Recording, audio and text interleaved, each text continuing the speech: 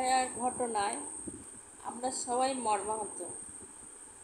অভয়া আজ আমাদের সবার মেয়ে, তার সুবিচার আমরা চাই।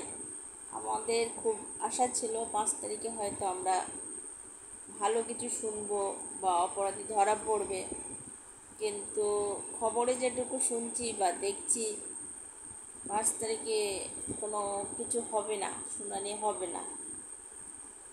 এরকমভাবে চললে অভয়ার সুবিচার হবে কি না আমরা জানি না, কিন্তু আমরা সুপ্রিম কোর্টের উপরে বা মাননীয় বিচারপতিদের উপরে আমাদের ভরসা আছে।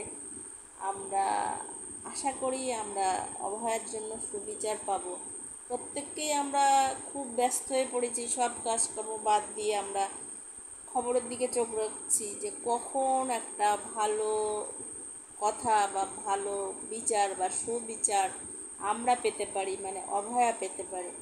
কিন্তু যতদূর খবরে যতটুকু দেখছি অনেক জটিলতা সৃষ্টি হচ্ছে, এবং সেই সূত্র ধরে যে কবে যে অভয়া সুবিচার পাবে সেই নিয়ে আমরা প্রত্যেককেই সত্যিই চিন্তিত যে সত্যিই কি অভয়া সুবিচার পাবে, এবং সেই বিচার পেতে গেলে আমাদেরকেও কতদিন ধৈর্য ধরতে হবে, কত দিন ধরে আমরা এইভাবে কাজকর্ম ফেলে রেখে মানে অভয়ার জন্য সময় দিতে পারবো, সেটাও একটা ব্যাপার।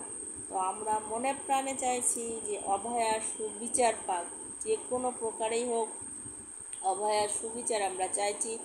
আমরা সুপ্রিম কোর্টের উপরে তো আমাদের ভরসা আছে, মাননীয় বিচারপতিদের উপরে আমাদের ভরসা আছে, এবং আমাদের ভরসা আছে সিবিআইয়ের উপরে।